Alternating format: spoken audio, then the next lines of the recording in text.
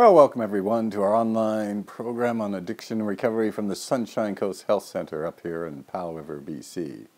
And our topic, interpretations of addiction and recovery from anthropology.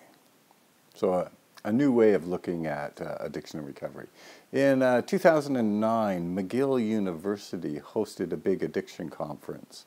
But it was a little different. They didn't have medical doctors talking about new brain chemistry findings or maybe medications. They didn't have psychologists talk about any new kind of therapies to do. Rather, they focused on research that's emerging from anthropology. And just to give you some insight, this is very simplistic. Anthropology would be the science of studying humans in society. And so it highlights the importance of the environment, the context. So society's view on addiction, politics, culture, things like that are really the focus of anthropology. So this conference was presenting some research that the anthropologists had done on addiction and what they had discovered. And if you remember, we've talked a little bit about Johann Hari's book, Chasing the Scream. That would be an example of this kind of thinking, where Hari makes an argument that what's really driving the modern use of drugs, this addiction, is the war on drugs. So it's this movement, as opposed to the effects of the drug on the brain.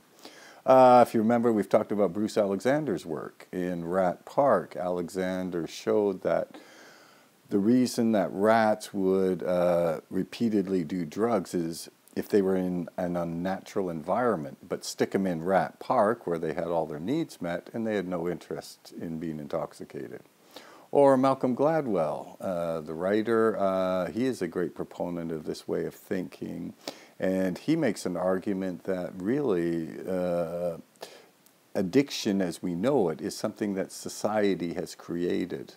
And so the solution would obviously be, according to Malcolm Gladwell, that society has to change how it makes sense of addiction. So there's even a lot of this kind of thinking in the popular literature now.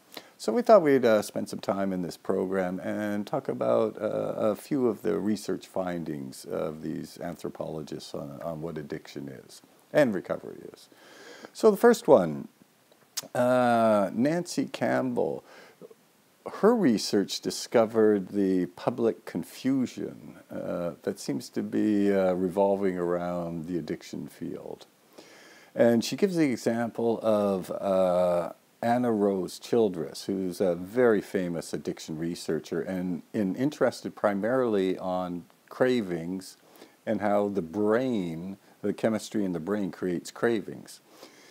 And the interesting thing was Dr. Campbell looked at Dr. Childress' work, but on Oprah Winfrey's show. And Oprah Winfrey's show, as I'm sure everybody knows, is more, as they call it, a confessional type. So Oprah invited Dr. Childress in to be the scientific expert on her program that was supposed to be on the brain chemistry of relapse. But it's interesting because according to the researcher, sort of Oprah's world, the way she made sense of addiction conflicted with the brain chemistry. And she really didn't understand the brain chemistry, because the brain chemistry says a lot of what's happening is not in conscious awareness of the individual addict. So if I get triggered, this is not a conscious thing. It's in a part of my brain that is basically, it's called the reptilian brain. So it's not in consciousness. So it's going to happen to me, and really I can't outthink it or anything. And it'd be so fast that really I can't even make sense of it. And so this would lead me to relapse, according to this brain scientist. But Oprah, she couldn't make sense of that, because she operated on this idea that, no, if I'm in recovery, I've got this dagger hanging over my head, I can relapse at any time, and therefore it is up to me to be vigilant. I have to protect myself, I have to keep away from risky places, learn how to deal with relapse prevention techniques. And I do this all the time, and the idea behind that, according to the researcher, of course, is that really relapse is a choice. If I am not vigilant, if I don't take care of myself and stay away from all these risky places, then I'm making the choice not to be in recovery. But Dr. Childress, the brain scientist, she's saying, no, no, no, no, no, it's all brain chemistry, and that you're triggered and it's outside of conscious awareness.